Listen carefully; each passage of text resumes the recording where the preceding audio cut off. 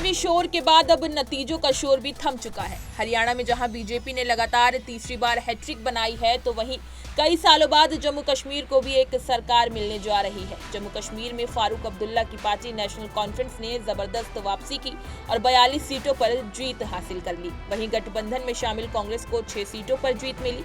हालांकि इस बार कश्मीर में सरकार बनाने के मायने भी बदल गए। करीब 10 साल पहले जो सरकार थी, उसके मुकाबले इस नई सरकार की ताकतें काफी कम होंगी। कुल मिलाकर दिल्ली जैसी तस्वीर घाटी में भी देखने को मिल सकती है।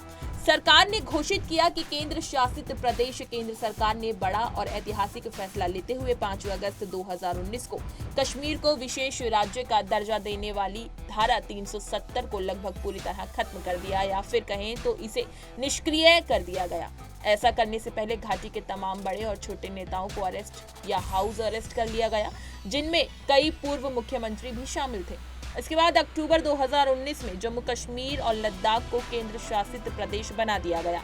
इसके बाद से ही घाटी के लोगों और नेताओं को विधानसभा चुनावों का इंतजार था।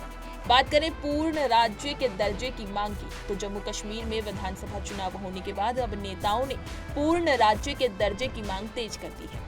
आने वाले दिनों में इसे लेकर राजनीतिक घमासान भी देखने को मिल सकता है। केंद्र सरकार पर दबाव बनाने की कोशिश की जाएगी और फिर से कश्मीर को पूर्ण राज्य का दर्जा दे, ऐसी ही मांग दिल्ली के पूर्व मुख्यमंत्री और आम आदमी पार्टी के मुखिया अरविंद केजरीवाल पिछले कई सालों से करते आ रहे हैं। वहीं बात करें अब जम्मू कश्मीर में, भले ही फारूक अब्दुल्ला की पार्टी और कांग्रेस सरकार बनाने जा रही है और उमर अब्दुल्ला को सीएम बनाने की तैयारी हो रही है, लेकिन केंद्र शासित प्रदेश में सीएम के हाथ पूरी तरह से खुले नहीं रहेंगे।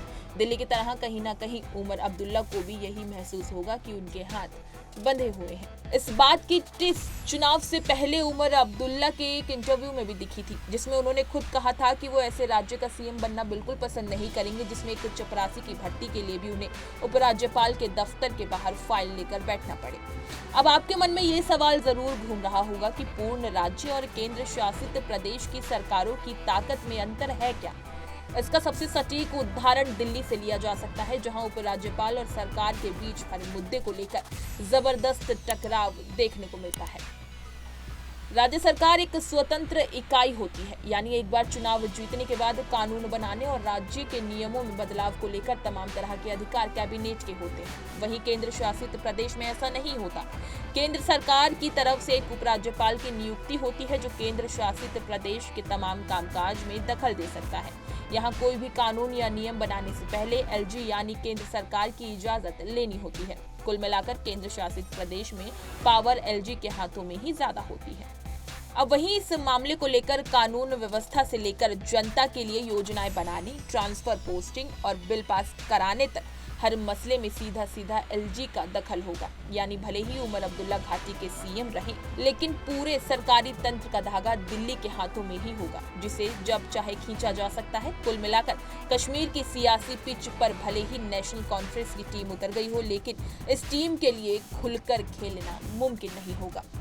इसी तरह की तमाम खबरें और अन्य अपडेट्स के लिए बने रहिए हमारे साथ और देखते रहिए punjabkesari.com।